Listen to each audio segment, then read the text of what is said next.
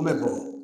Como é bom estar na casa, como é bom estar na presença de Deus. Não existe lugar mais seguro para a gente estar do que na presença de Deus.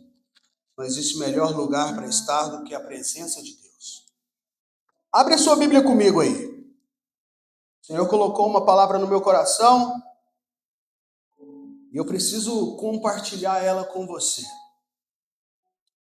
Evangelho de Jesus, segundo escreveu Lucas. Uma história bastante conhecida, uma história bastante contada, bastante ouvida, mas eu tenho certeza que o Senhor trará algo novo para o meu e para o seu coração nessa noite, amém? Quem crê nisso? Aleluia. Eu também creio nisso. Lucas 15, a partir do verso 11.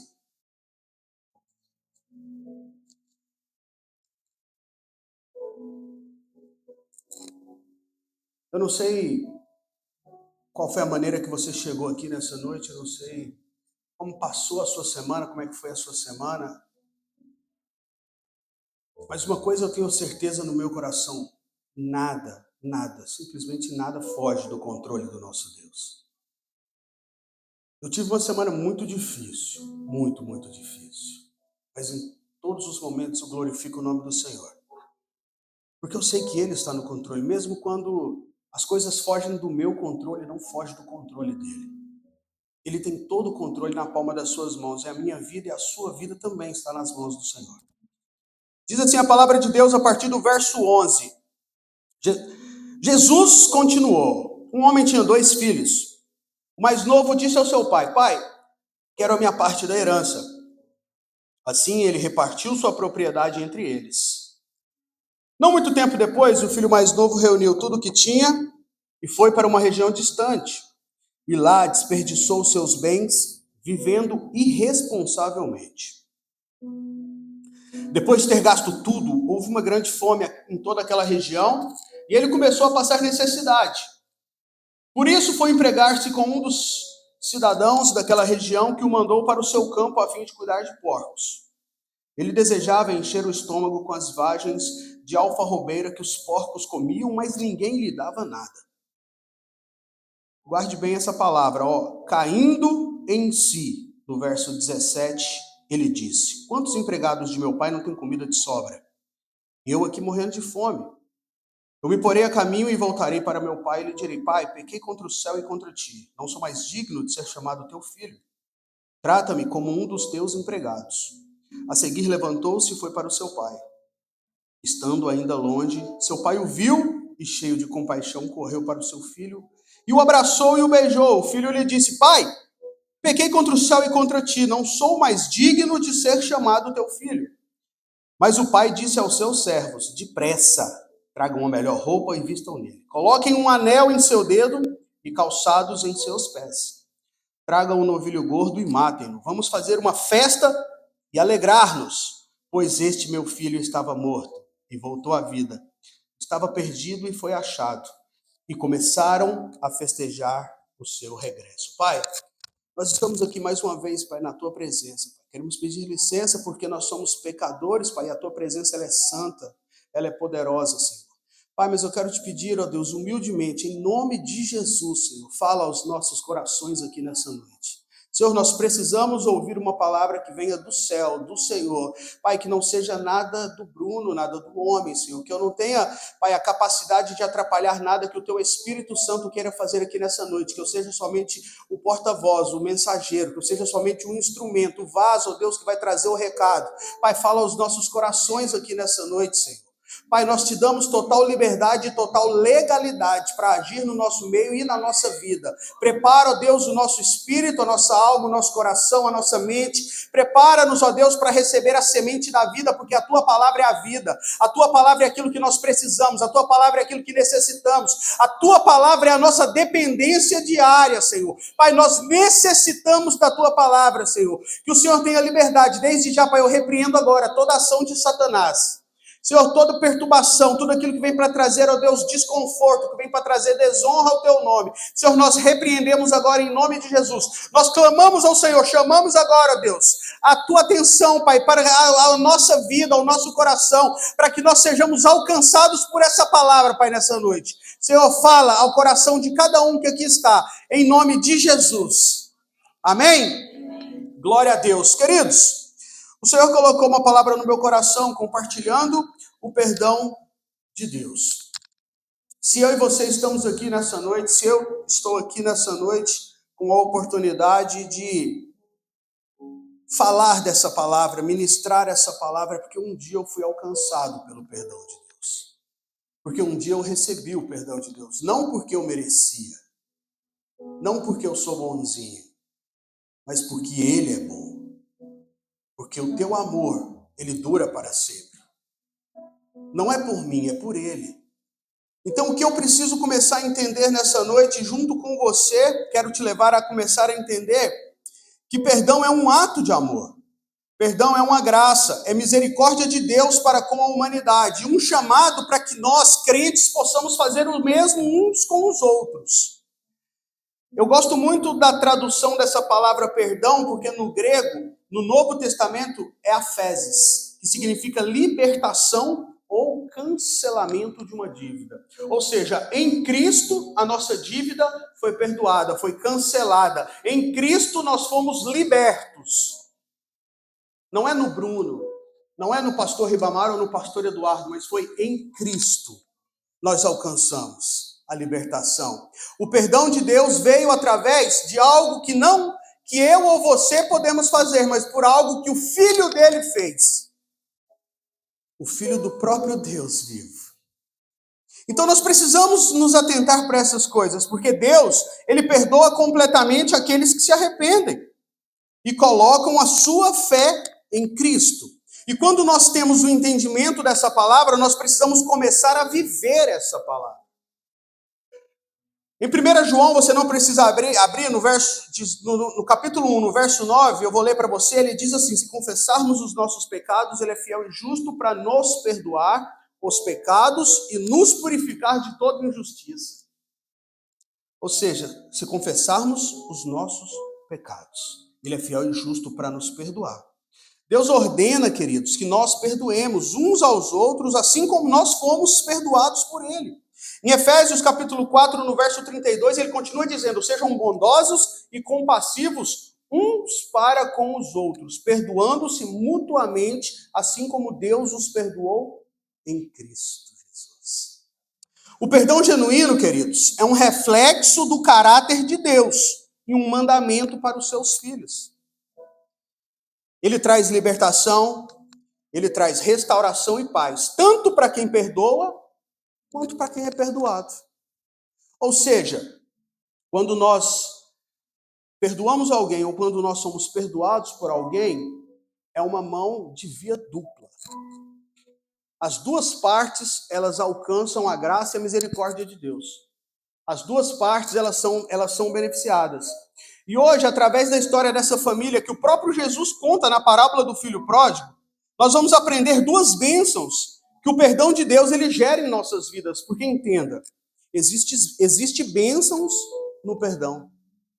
Existem inúmeras bênçãos dentro do perdão. E hoje, como a gente não tem muito tempo, a gente vai falar de duas bênçãos extraordinárias que nós alcançamos através do perdão. A primeira coisa que eu quero aprender com vocês nessa noite é que o perdão de Deus em nossas vidas, ele gera restauração.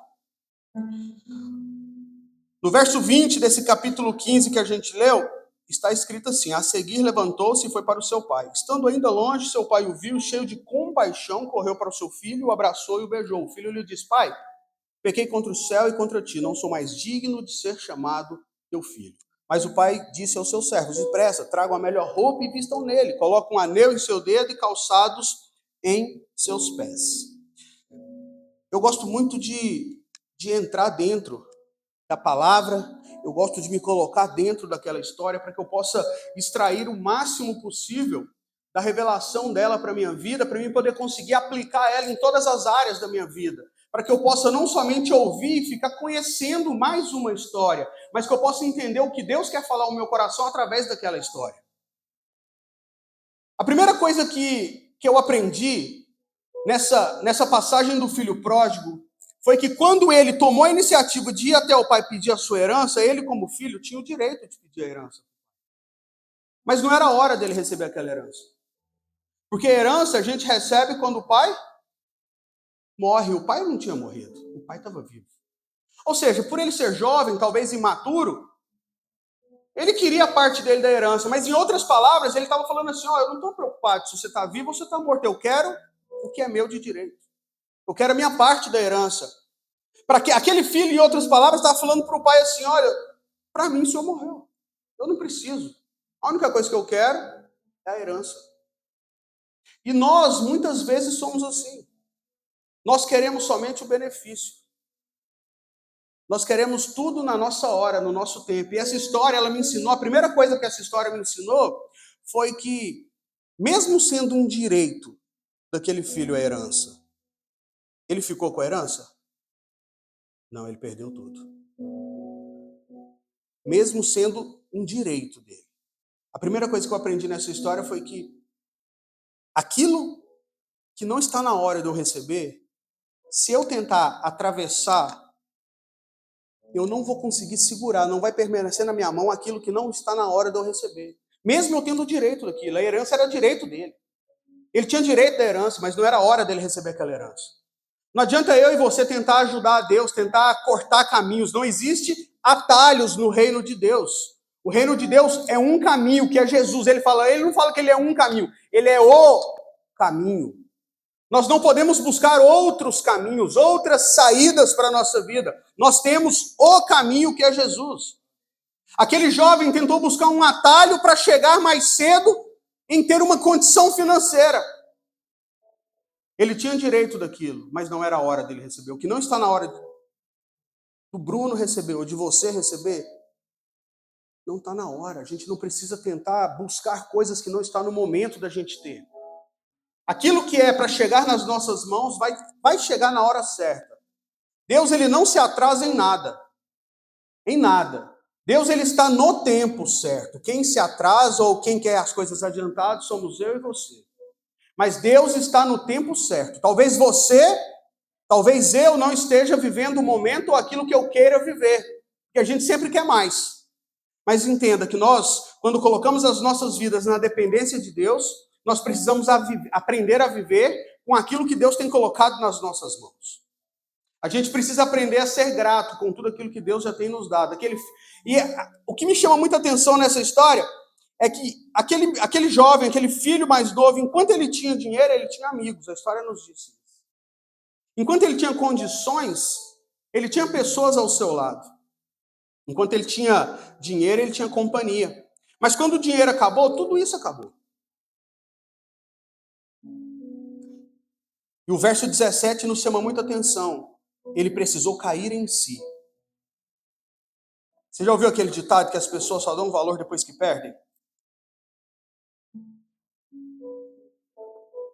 Quem é filho já ouviu isso da mãe.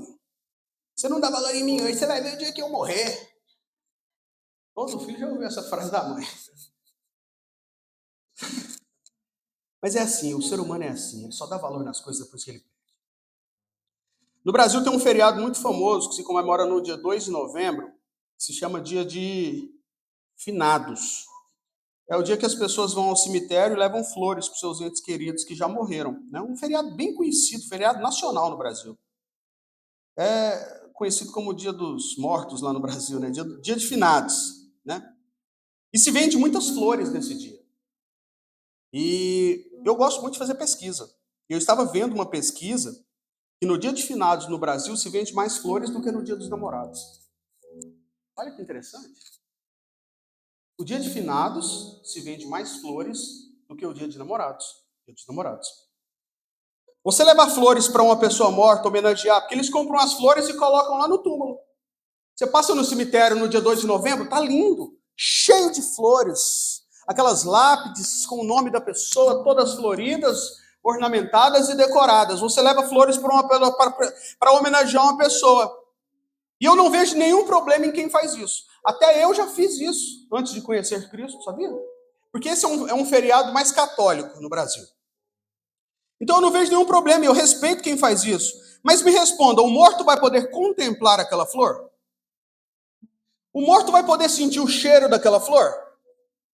O morto vai conseguir ver a beleza que está naquelas flores lá em cima da lápide dele? Também não. Então por que não mandar flores em vida? Então por que não homenagear aquela pessoa que você ama enquanto ela está viva, onde ela vai poder pegar aquela flor, sentir o cheiro daquela flor? Ela vai poder pegar aquela flor e colocar ela dentro de um jarro com água, colocar ela num lugar da casa, para todas as vezes que ela passar dentro daquela casa dela, ela olhar aquelas flores e lembrar que você, Hélio, ou eu, dei umas flores para ela. E a gente criar memórias na vida de uma pessoa enquanto ela ainda tem vida. Não espere uma pessoa morrer para você mandar flores. Não espere uma pessoa morrer para você dizer que ama. Não espere uma pessoa morrer para você pedir perdão. Porque tem muita gente vivendo dessa forma. Tem muitas mães que só recebem flores dos filhos depois que ela já está morta. Por que você não deu flor para sua mãe enquanto ela está viva? Sabe o que eu aprendo com isso? Que o remorso, ele é muito maior do que o perdão. Porque tem muita gente vivendo com remorso de não ter feito algo por alguém. E o remorso não é perdão. Não é. Você não... Nós precisamos entender isso. O remorso é um sentimento. E perdão não é um sentimento. Eu não vou acordar hoje e vou falar assim, ai, Nath, hoje eu estou com vontade de te perdoar. Eu não sinto. Porque sentimento, ele vem e passa. Eu estou sentindo frio. Eu visto uma blusa, passa. Eu estou sentindo calor. Eu tiro a blusa, passa. Eu estou sentindo fome. Eu como um pão da Hélia e passa. Amém. O perdão não é um sentimento que vem e que vai. O perdão é uma escolha, é uma decisão. O perdão é uma atitude. Eu preciso fazer alguma coisa. Perdão é uma decisão. Eu preciso cair em si, como aquele jovem caiu em si no verso 17, caindo em si. Quando é que eu e você vamos cair em si? Tomar uma atitude, entender. Aquele jovem caiu em si e decidiu voltar para o pai e pedir perdão para o pai. O pai, ao longe, ao vê-lo, correu, abraçou e beijou. Entenda, o pai não estava preocupado com o que o filho fez, de ter pego o dinheiro e ter gasto tudo, irresponsavelmente, como a gente viu na Bíblia. Mas o pai estava feliz. A Bíblia diz que o pai se alegrou porque o filho tinha voltado. Aleluia! Abrindo um parêntese aqui, olha. No verso 21 ele diz, não sou digno mais de ser chamado seu filho. Aquele jovem longe do pai, da casa do pai, já não se sentia mais como filho. A falta de perdão começa a tirar a nossa identidade. A gente já não nos enxerga mais como filho. Aquele jovem, ele caiu em si, mas ele ainda precisava receber um perdão. Porque ele falou, eu não sou mais digno de ser chamado de filho. Eu vou voltar para a casa do meu pai, vou pedir perdão. E eu vou falar para ele me tratar como um dos seus empregados. Porque eu não sou digno, entenda.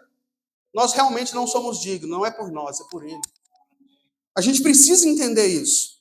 Quando a gente se afasta da presença de Deus, da casa do Pai, nós vamos perdendo a identidade de filho. Foi assim na vida daquele jovem. Mas no verso 22, o pai disse aos seus servos, depressa, tragam a melhor roupa e vistam nele. Colocam um anel em seu dedo e calçados em seus pés. Olha, o perdão daquele pai gerou restauração na casa da família. Quando nós perdoamos alguém, ou quando alguém nos perdoa, e existe um terceiro perdão, quando a gente se auto-perdoa. Porque tem muita gente carregando culpas que não são suas e precisa perdoar a si mesmo. O nosso Deus, ele já nos perdoou. Quem somos nós para nos culparmos? O perdão do Pai gerou restauração naquela casa. Ele que já não se sentia como filho, foi recebido com amor. foi recebido como filho, não como empregado. O pai falou, tragam a melhor roupa. Ele estava com as roupas rasgadas, sujas, velhas. O pai colocou roupas novas nele. O pai restaurou a dignidade daquele filho. É isso que Deus faz na vida daqueles que conseguem enxergar que precisam do perdão. O pai restaura a dignidade. Ele que não tinha mais dignidade. O pai falou, tragam a melhor roupa, e restaurou a sua dignidade. Coloquem um anel em seu dedo. O pai restaurou a aliança entre pai e filho, porque anel ali representa a aliança. Fala, meu filho, agora nós temos de novo uma aliança.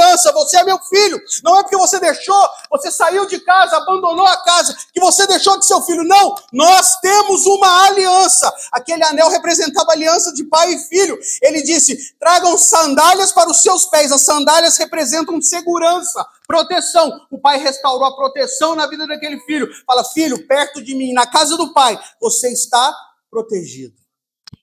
É isso que Deus tem para a vida daqueles que entendem e recebem o perdão de Deus. Na casa do pai, nós temos restauração, nós temos dignidade, nós temos segurança, nós temos aliança. Eu não sei o que você precisa hoje, que tipo de perdão que você precisa liberar hoje, ou você precisa perdoar alguém, ou você precisa ser perdoado por alguém, ou você precisa se perdoar, mas entenda, todos nós precisamos de perdão.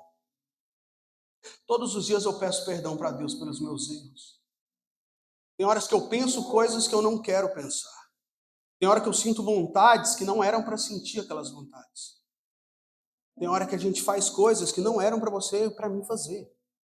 Todos nós pecamos, todos nós necessitamos de perdão. E nós temos essa chance porque através dessa história a gente vê e a gente entende que nós servimos a um Deus de segundas chances, de segundas oportunidades, que Ele está pronto, preparado para nos receber como filho. O perdão nos leva a viver sem culpas. O perdão nos aproxima do Pai, como aproximou aquele filho. O perdão restaura alianças. Talvez você que está aqui nessa noite é filho, talvez você não tenha tido um relacionamento tão bom com seus pais, ou com seu irmão, com alguém da sua família, com algum amigo. Todos nós já passamos ou vamos passar por alguma situação de perdão na nossa vida.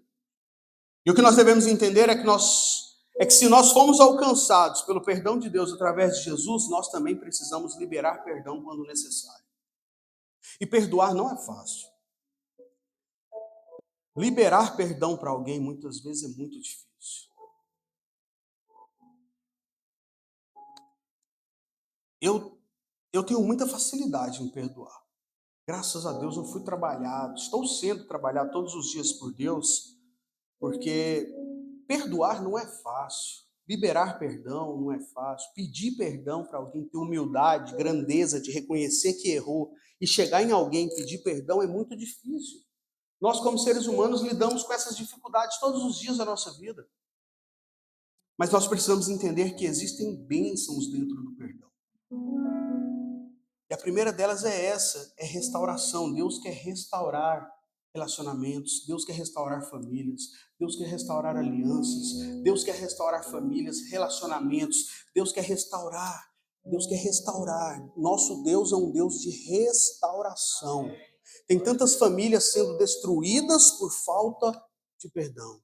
Tem tantos casais que se separam por falta de perdão. E muitas vezes é um perdão que não está passando por um momento de traição, por um momento de adultério. É um momento de simplesmente pensamentos diferentes, divergências de escolhas, de momentos que estão passando na vida, talvez uma crise financeira, talvez uma crise emocional, e pessoas se separam porque não conseguem lidar com esses sentimentos. Entenda, nós servimos a um Deus de restauração. A sociedade de hoje, ela empurra a nossa vida e as nossas escolhas a sempre trocar.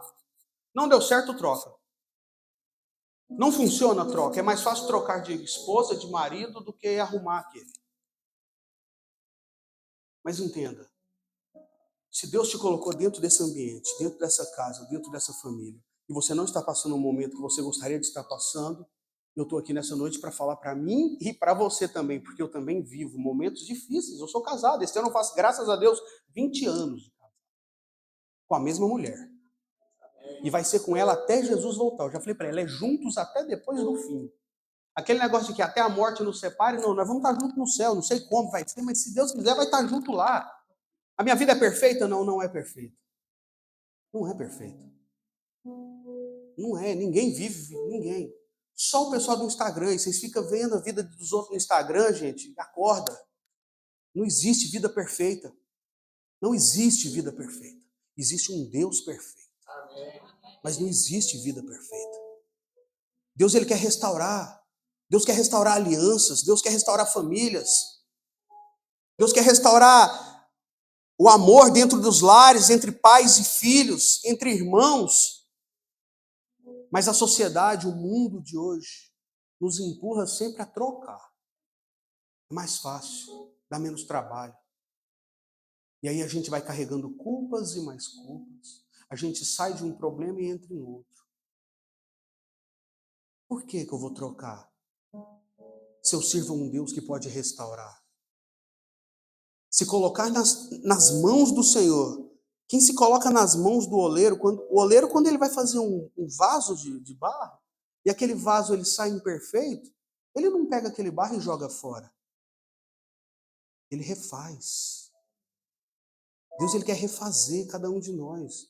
Ele está construindo em nós. Todas as histórias, todos os problemas, todas as dificuldades que eu e você enfrentamos, ele, na verdade, está colocando, não um ponto final, mas vírgulas, para que a gente possa escrever uma história agora e acertar.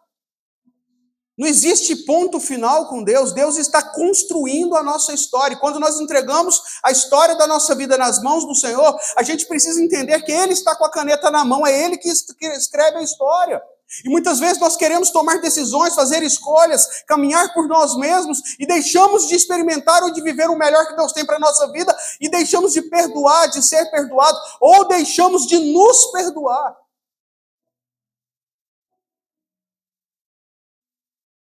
O rapaz que corta o meu cabelo, ele passou, eu fui cortar o cabelo uns 15, 20 dias atrás, e na hora que eu fui sair de lá, ele falou algo para mim, a gente conversando, ele estava meio afastado, ele é cristão, toca bateria também. Só que ele passou um momento afastado da presença de Deus, e aí ele começou a se envolver com coisas erradas, com droga, começou a fumar maconha, e aí depois ele voltou e ele ficou naquele momento de oscilação, de altos e baixos. Em um desses momentos que ele estava passando uma dificuldade, ele acendeu um cigarro de maconha e isso gerou uma culpa muito grande nele. E desde o dia que ele fumou esse cigarro de maconha, ele não conseguiu mais ir na igreja. E aí, quando eu fui lá conversar com ele, eu falei, cara, não estou vendo você postar, porque ele sempre postava quando ele estava na igreja e tal. Ele, cara, ele desconversou, ele falou, cortou meu cabelo por mais 1 hora, fez a minha barba, eu fiquei mais de 1 hora sentado e ele não falou. Na hora que eu ia embora, ele me deu um abraço e falou, cara, eu fui fraco. E aí eu acendi um cigarro, eu abraçado com ele, falei para ele, cara, Deus nem lembra que você está falando desse cigarro, que cigarro? Deus está lá falando, que cigarro? Deus já te perdoou. A Bíblia fala aquele que confessa e deixa. Você depois daquele dia você voltou a fumar e falou, não. Falou, então, você já fez, você parou. Você confessou. Aquele que confessa e deixa. Não existe mais julgamento sobre a sua vida. Deus já te perdoou. Por que você não se perdoa? Você está deixando de viver o que Deus tem para a sua vida. Você está deixando de ser usado pelo Espírito Santo. Está deixando de tocar na casa do Senhor. Você está se afastando da casa dele. Você está perdendo a identidade de filho por falta de perdão. E ele não precisava perdoar ninguém lá fora, ele precisava perdoar alguém dentro, era ele. Ele precisava se perdoar. Eu cortei o cabelo na sexta, no domingo de manhã eu vi a história dele na igreja. A falta de perdão nos afasta da presença de Deus. A segunda coisa que eu quero aprender com vocês nessa noite, para a gente caminhar para o final, o perdão de Deus gera vida em nós. No verso 23 ele falou, o pai falou, tragam um novilho gordo e matem-no, vamos fazer uma festa e alegrar-nos. Pois este meu filho estava morto e voltou à vida, estava perdido e foi achado, e começaram a festejar o seu regresso. Entenda uma coisa, quando encontramos o perdão do Pai, encontramos a vida. Quando estamos presos nos nossos próprios erros, ou como aquele meu amigo, nos culpando por sermos fracos, vamos nos afastando do Pai. Mas assim como o filho pródigo, como na história do filho pródigo, nós descobrimos que o nosso pecado nos leva à miséria, como levou a vida daquele menino. Ele foi para a miséria, ele foi para o meio do pasto, cuidar de porcos, num chiqueiro. Ele sentiu vontade de comer a lavagem, que é a comida dos porcos. E nem a comida dos porcos o dono do chiqueiro deixou, não. Ninguém deu nem a comida dos porcos para ele. Tamanha era a fome naquele lugar. Ou seja, longe da casa do pai, ele tinha miséria, solidão e desespero. E essa parábola ensina para a nossa vida nos dias de hoje que não importa o quão longe nós tenhamos nos afastado, Deus está sempre disposto a nos receber de volta. Ele nos recebe de volta como servos. Não como servos mais, mas como filhos e filhas amadas. E o que chama muita atenção nessa história é que ela desafia a nossa compreensão humana de justiça e mérito, pois nos apresenta um Deus que, na sua graça, não nos trata como nossos pecados merecem, mas que em amor nos recebe de volta na família de Deus, na sua família. Se Deus fosse nos tratar de acordo com o que os nossos pecados merecem, nós não merecemos perdão. Não merecemos. É diferente do diabo, que o diabo sabe o nosso nome, mas ele nos chama pelo nosso pecado. Nosso Deus é um Deus de amor, que conhece o nosso pecado, mas nos chama pelo nosso nome. Quando a gente tem esse entendimento, porque o diabo é mestre de nos lembrar do nosso passado, sabe? Esse meu amigo falou para mim, cara, toda hora vem uma seta na minha cabeça e me faz lembrar daquele dia que eu acendi um cigarro. O diabo é mestre de nos lembrar do nosso passado. Quando o diabo lembra você do seu passado, lembra ele do futuro dele, que já é derrotado, que não existe perdão para ele, que já é condenado. Nós não. Nós temos a oportunidade, nós temos a chance de receber, de alcançar, porque o nosso Deus é como aquele pai do filho pródigo, da história da parábola do filho pródigo. O nosso Deus é um pai, está de braços abertos, ansioso para nos receber. O passado, queridos, não é lugar de moradia. Eu falei para aquele jovem, que ele é meu amigo aquele dia, cara, o passado não é lugar de moradia. Tem muita gente presa no seu passado. Guarda o que eu vou falar para você. Passado não é lugar de moradia. Passado é lugar de referência, para você lembrar de onde você estava, mas você foi alcançado. E a palavra de Deus fala que eis que tudo se fez novo e as coisas velhas ficaram para trás. Deixa para trás o que é para trás, olha para frente. Caminhe em direção ao que está à frente. Jesus nos ensina na palavra dele. Caminhe para frente, olhe para frente. Não é ficar olhando para trás. A parábola do filho pródigo é mais do que uma história sobre arrependimento e reconciliação. É uma história que fala sobre a incrível graça de Deus. É uma história que nos lembra que nosso Deus é um Deus que nos dá outras oportunidades. Um Deus que anseia nos ter de volta. E não importa a situação que eu ou você nos encontremos, lembre-se, Deus é o nosso Pai, está sempre pronto para nos perdoar. E nós carregamos culpas que não são nossas. Carregamos muitas vezes sentimentos que Deus quer que a gente libere, que a gente deixe para trás, porque quando carregamos cargas que não são nossas, isso nos atrapalha a chegar onde Deus quer que a gente chegue. Quando carregamos pesos que não era para eu e para você estar carregando, a gente deixa de viver coisas grandes e extraordinárias que Deus tem para a nossa vida. Nós precisamos deixar os pesos, as bagagens que nos atrapalham de viver o melhor de Deus. E é difícil às vezes, porque assim, eu lembro que alguns anos atrás a gente recebeu um grupo de homens lá da igreja da cidade, lá do interior de São Paulo, do pastor Carlito, e o pastor Fabiano veio junto. Ele pregou no nosso acampamento de homens, e ele disse uma frase que ecoa na minha alma até hoje, sabe? Ele falou assim, uma ferida fechada é um ministério aberto. E aquele negócio ficou batendo, sabe? O Espírito Santo ministrou no meu coração só com essa frase, uma ferida fechada é um ministério aberto. E muito tempo depois, eu comecei a entender, sabe? O Espírito Santo falou para mim, onde você foi mais machucado é onde eu vou mais te usar. Isso é incrível. Porque uma pessoa que enfrentou lutas em certas áreas da sua vida e aquilo feriu a sua vida, e quando ela é perdoada, ela é curada, Deus usa exatamente ela para curar outras pessoas que estão passando pelo mesmo problema. Uma ferida fechada é um ministério aberto. Eu tenho algumas cicatrizes no meu corpo, sabe? E cicatrizes indicam que fomos machucados. Mas cicatrizes indicam não só que fomos machucados, mas que também fomos curados, sarados, porque é uma cicatriz. Não é mais uma ferida. Ferida ainda está machucada, mas cicatriz não. Eu tenho uma cicatriz muito grande no meu pulso. Eu consegui essa aqui uma semana antes do meu noivado, quase que eu nem caso. Uma semana antes do meu noivado eu tive um acidentezinho de moto. Eu tô com mais uma cicatriz nova aqui na minha perna. Essa aqui doeu mais do que a da mão. Essa doeu. Essa dói ainda. Essa cicatriz na perna me impossibilitou de trabalhar por cerca de 4 meses e 15 dias, mais conhecido como 135 dias, contados. Eu estava igual preso na prisão, piscando na parede assim. Igualzinho. 135 dias sem trabalhar com um pai de família, que tem que pagar aluguel, contas, fazer compra, mercado. Se você pensar 4 meses e meio sem trabalhar, né? E aí, eu passei muitas dificuldades nesse tempo.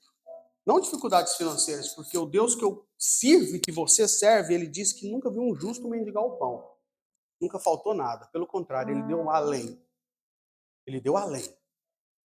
Mas eu passei dificuldades porque a gente, como ser humano, muitas vezes a gente se indaga, pastor. De onde está Deus nessas horas, né? Poxa, eu sou um pastor, eu estou tentando dar minha vida, eu gasto minha vida, eu faço tantas coisas na tua casa, Senhor. Você acha que, olha a petulância desse homem. Fui falar com Deus isso, Nath. Poxa, se eu errei, me mostra onde eu errei, onde eu estou pecando, que eu vou pedir perdão. Eu não tenho dificuldade em pedir perdão, não.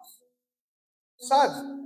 E foram 13 dias sem ouvir a voz de Deus. O Espírito Santo parece que se calou. Eu fiquei desesperado. Eu dormi na sala. Eu não conseguia subir as escadas da minha casa. Eu operado, com a perna para cima, lá no sofá da minha casa. Quem foi me visitar nos primeiros 28 dias sabe como é que eu passei lá. Eu estava sem dormir, porque os remédios não deixavam eu dormir. Eu já estava entrando em parafuso. Esse dia eu estava sozinho em casa. E aí o Espírito Santo falou para mim assim, depois de 13 dias. Você sempre confiou em mim.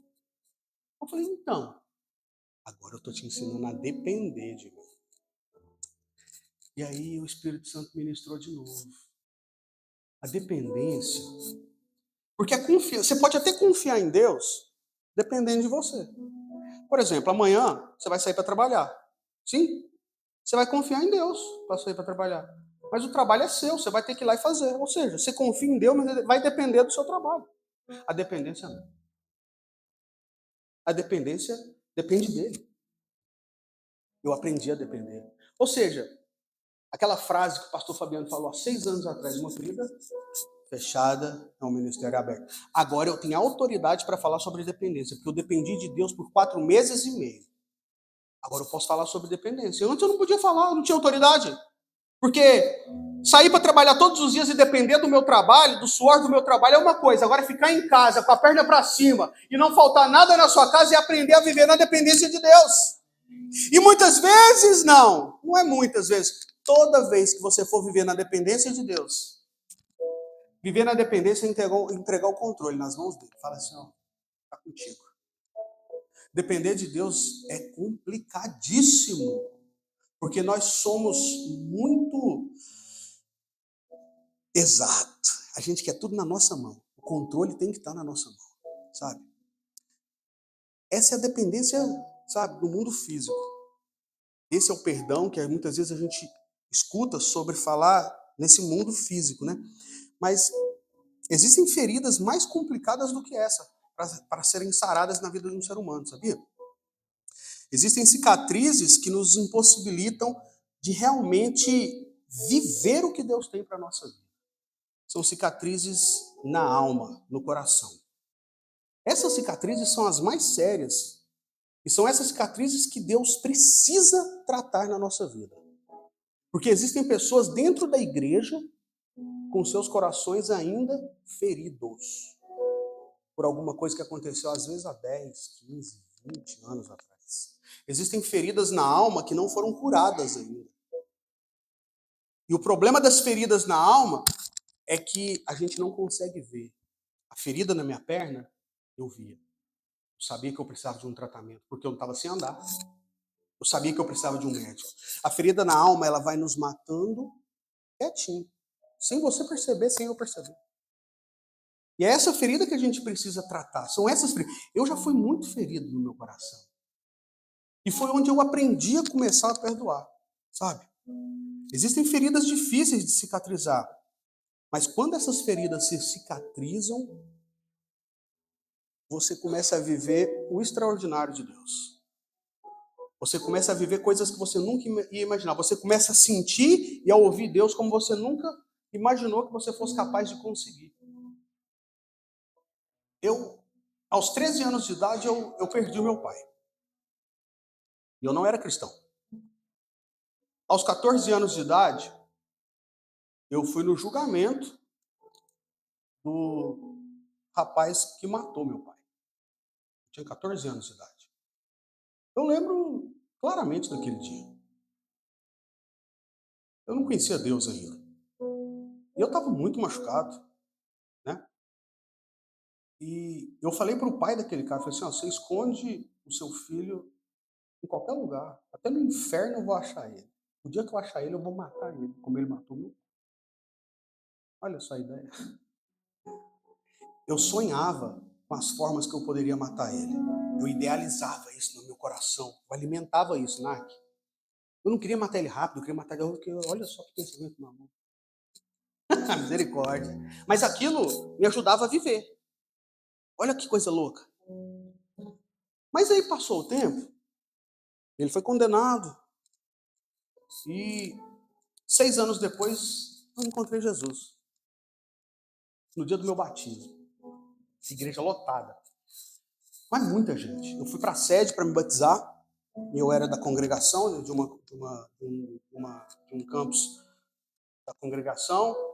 E aí todas as igrejas se reuniram para fazer o batismo. E naquele dia, da minha igreja, infelizmente não tinha ninguém que ia se batizar no mesmo dia que eu. Eu fui sozinho da minha igreja para me batizar. Eu fui a primeira pessoa a me batizar da minha família. Então, nem minha família foi no dia do meu batismo. Então, ou seja, eu estava sozinho. Num lugar que devia ter no mínimo umas 3.000 pessoas, entre todo mundo que ia se batizar, só nesse dia batizou mais de 1.000 pessoas. Batizou muita gente. E a igreja é muito grande, nas galerias, assim. E eu sozinho, sabe? Eu estava no meio de uma multidão e me sentindo sozinho. Né? E esse dia do meu batismo foi o dia que o Espírito Santo falou a primeira vez no meu coração, onde eu ouvi a voz de Deus a primeira vez, de verdade, assim, a voz do Espírito Santo falando comigo. Quando chamou a ala que eu estava para descer, a gente desceu as escadas e mandou se posicionar num grupo assim onde estavam as cadeiras. Esse aqui é o próximo grupo a se batizar. Eu desci. No meio de muita gente, eu não conseguia ouvir ninguém. Eu só sabe quando você está seguindo um movimento? Eu segui o movimento que estava indo. E enquanto eu descia a escada, o Espírito Santo falou no meu coração. A primeira coisa que o Espírito Santo falou para mim foi: você não está mais sozinho. Eu estava me sentindo sozinho aquele dia. E era o que eu precisava ouvir. Foi a primeira coisa que eu ouvi de Deus na minha vida até hoje foi isso. Você não está mais sozinho. A partir de hoje, eu estou contigo. E aquilo alegrou meu coração, sabe? Quando tomou meu corpo, assim, minha vida, uma alegria. Eu tava me sentindo mal. Eu tava me sentindo mal. No dia do meu batismo, eu me sentindo mal. Dia 12 de junho, dia dos namorados no Brasil. Foi quando eu me batizei. E eu me sentindo mal. Aquele negócio gerou uma alegria tão grande no meu coração. E tão grande, eu falei, eu não estou mais sozinho. Eu me sentia muito sozinho, pastor. Eu bebia todos os dias, queridos, antes de me batizar, sabia? Eu não conseguia dormir, Nath, se eu não bebesse.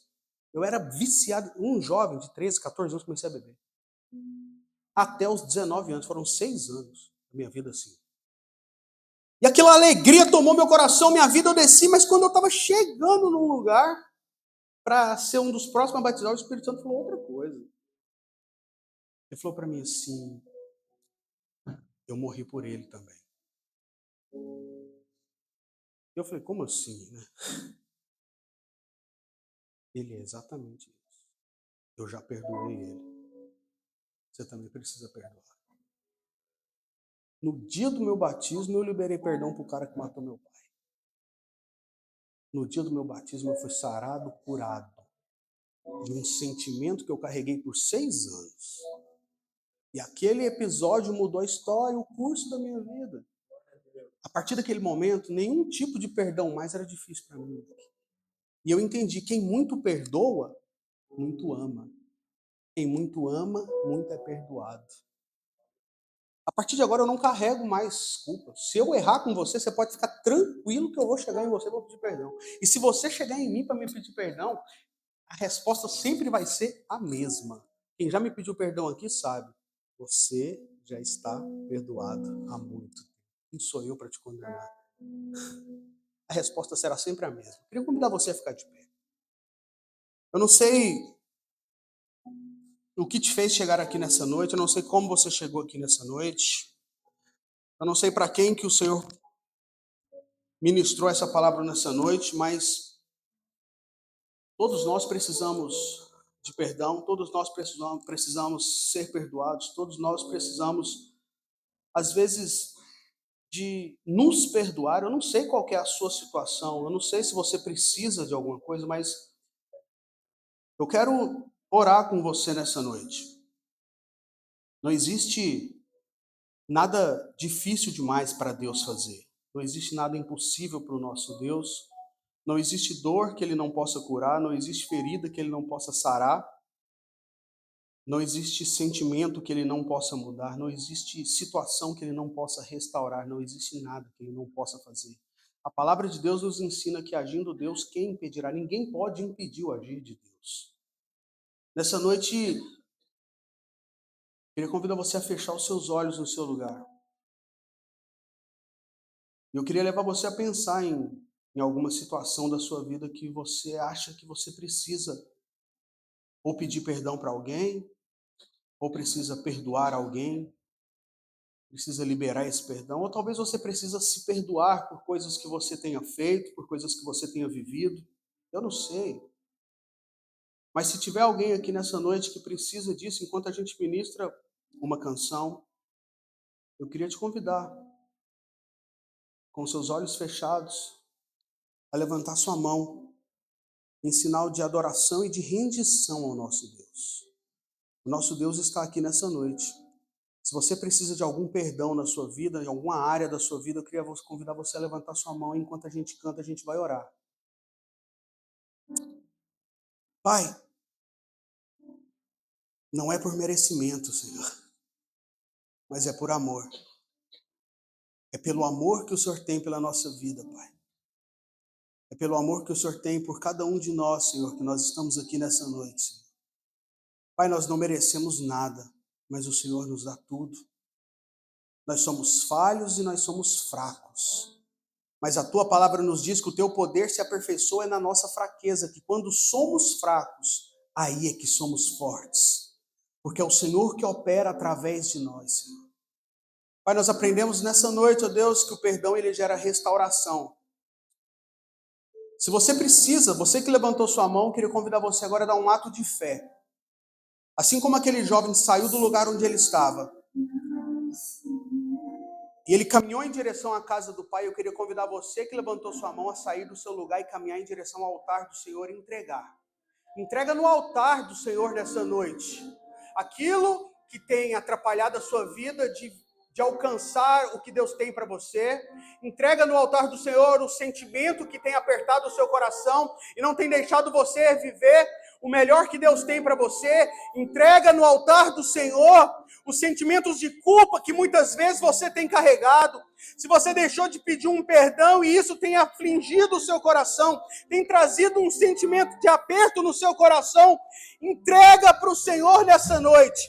Entrega para Ele. O nosso Deus é um Deus fiel e justo para nos perdoar. Ele quer que você saia daqui nessa noite com o seu coração limpo na presença dEle. Ele quer que você saia daqui nessa noite com a certeza no seu coração de que Ele já te perdoou, de que Ele já te alcançou, de que não existe mais condenação para na vida daquele que está em Cristo, que tudo novo se fez e as coisas velhas ficam para trás. Deixa no altar de Deus hoje. Deixa no altar dele tudo aquilo que tem te atrapalhado, tudo aquilo que tem te impedido de viver o melhor de Deus na sua vida. Pai, aqui estão pessoas, Pai, homens e mulheres, jovens, Pai, que talvez por muito tempo, Senhor, tenham carregado sentimentos, Pai, que o Senhor não quer que eles carreguem. Tem carregado os pesos, Pai, carregado, ó Deus, cargas que não são deles. Oh Deus, mas nessa noite, Pai, Essa noite nós encontramos, Pai, descansa. A Tua palavra nos diz: vinde a mim, todos vós que estáis cansados e sobrecarregados, e eu vos aliviarei, Pai. Hoje o Senhor alivia, Pai, a carga, o peso, Pai, da nossa vida. Hoje o Senhor alivia, ó Deus, os sentimentos que têm nos atrapalhado, Pai. Derrama sobre nós essa noite, Pai, o Teu perdão, a Tua graça, Senhor, a Tua misericórdia. Oh, Deus, como somos gratos, Pai. Como somos gratos, Senhor, por tudo que o Senhor tem feito, Senhor. Deus, derrama, Pai, o Teu amor, Pai. Restaura, Deus, alianças aqui nessa noite. Restaura vidas, famílias, ó Pai, aqui nessa noite. Que não haja nada, Pai, que impeça Tuas filhas, Pai, de viver o melhor que o Senhor tem para a vida dela. Oh, Deus, sara, Pai, as feridas da alma, do coração. Derrama sobre a vida da Tua filha, da Tua serva nessa noite, Pai. O bálsamo que traz cura. Derrama sobre a vida dela, ó Deus, nessa noite a libertação. Derrama sobre a vida dela nessa noite, ó Deus, o amor, a paz. A paz que excede todo o entendimento, Senhor. Derrama, Pai, sobre a vida da Tua filha nessa noite. Conduza, ó Deus, a partir de hoje, ó Deus. Ela, Pai, a vida dela nos Teus caminhos, Pai, de uma forma onde ela entenda que não há mais condenação, que não há mais carga, não há mais peso, não há mais nada, Senhor, que possa impedir a vida dela, Senhor, de alcançar o Teu melhor. Derrama, Pai, derrama. Derrama do Teu amor, derrama da Tua graça. Derrama da Tua graça, Senhor. Derrama da Tua graça, Senhor. Derrama, Senhor, do Teu amor. Em nome de Jesus, Pai. Em nome de Jesus, Senhor. Somos gratos, Pai, porque o Senhor nos alcançou. Somos gratos, Pai, porque o Senhor já nos perdoou. Somos gratos, Pai, porque o Senhor nos amou, Pai. A Tua palavra nos diz, Senhor, que o Senhor nos ama com amor eterno. Pai, é um amor, Pai, que não é por aquilo que somos ou fazemos, mas o amor depende, ó Deus, daquilo que o Senhor é.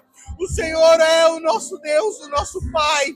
O Senhor é aquele que nos amou primeiro, Pai. Não fomos nós que Te escolhemos, mas o Senhor que nos escolheu, Senhor. Que possamos viver, ó Deus, o melhor do Senhor nessa terra, Pai.